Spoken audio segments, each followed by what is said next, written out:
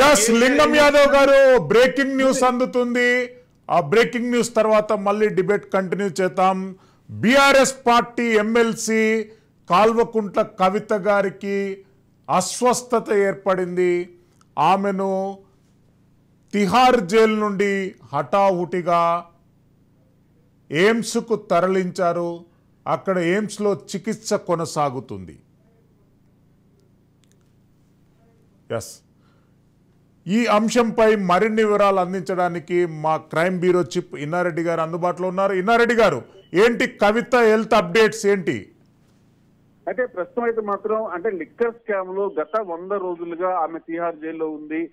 దాదాపు enforcement directorate కావచ్చు, తర్వాత సిబిఐ కావచ్చు, 2 కేసుల్లో కూడా ఆమె రకరకాలుగా బెయిల్ ట్రై చేసింది. అయితే గత కొద్దిసేపటి క్రితమే తిహార్ జైల్లో ఆమె తీవ్ర అస్వస్థతకు గురైన నేపథ్యంలో ఇమ్మీడియట్ గా దీన్ దయాళ్ హాస్పిటల్ కు తరలించినట్టుగా తెలుస్తా ఉంది. ప్రస్తుతం అయితే మాత్రం మరి ఆమె ఆరోగ్య పరిస్థితి ఎలా ఉందన్న విషయం మీద అక్కడ జైలు అధికారులు ఇంకా పూర్తి స్థాయిలో ఇక్కడ సమాచారం తెలుపుకోవాల్సి ఉంది. మొత్తం మీద ఆమె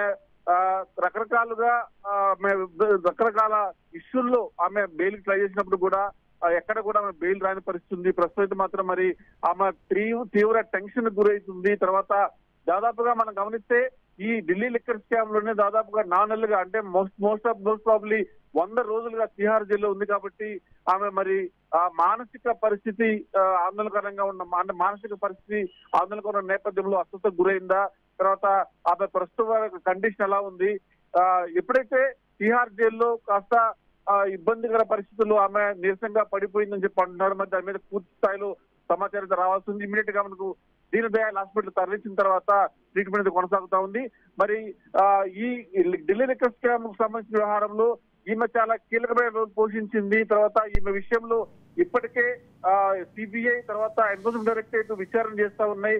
ఆమెకు బెయిల్ విషయంలో కూడా అబ్జెక్ట్ చేస్తూ వస్తున్నాయి. కాబట్టి ఆమె ఇంకా ఎన్ని రోజులు జైల్లో ఉంటుందో తెలియదు. ఇంకా ఈ కేసు కీలక దశలో ఉంది కాబట్టి ఆమెను ఎట్టి పరిస్థితుల్లో బెయిల్ ఇవ్వదని చెప్పి అబ్జెక్ట్ చేస్తున్న నేపథ్యంలో మరి ఇప్పుడు సడన్ గా అస్వస్థ గురవుతున్న పరిస్థితి కొనసాగుంది. మరి ప్రస్తుతం మాత్రం దీన్ దయాళ్ హాస్పిటల్ ట్రీట్మెంట్ అయితే కొనసాగుతుంది. కాబట్టి డాక్టర్స్ రిపోర్ట్ వచ్చిన తర్వాత అసలు ఏంటి, ఏ విధమైన అస్వస్థ గురైపోయింది, తర్వాత ప్రస్తుతం కండిషన్ ఎలా ఉంది అన్న విషయం మీద మన కాసేపట్లో క్లారిటీ వచ్చే అవకాశం కనిపిస్తా ఉంది.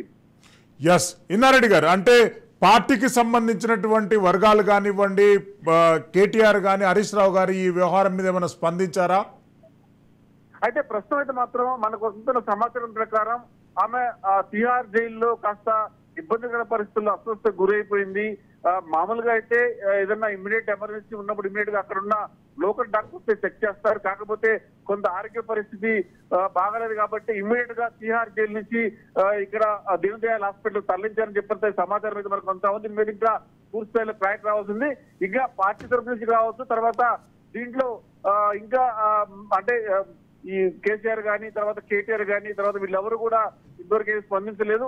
అసలు ఏం జరిగింది, ఏ రకమైన ఆరోగ్య పరిస్థితి గురైందన్న దాని మీద పూర్తి స్థాయిలో క్లారిటీ వస్తే ఖచ్చితంగా మరి వాళ్ళ తరపు నుంచి కూడా వాళ్ళకి సమాచారం వెళ్ళే ఉండొచ్చు. మరి కాన్సెప్ట్ లో వాళ్ళు కూడా స్పందించే అవకాశం కనిపిస్తుంది మనకి. ఎస్, థ్యాంక్ యూ ఇన్నారెడ్డి గారు. మరిన్ని అప్డేట్స్ మిమ్మల్ని సంప్రదిస్తాం.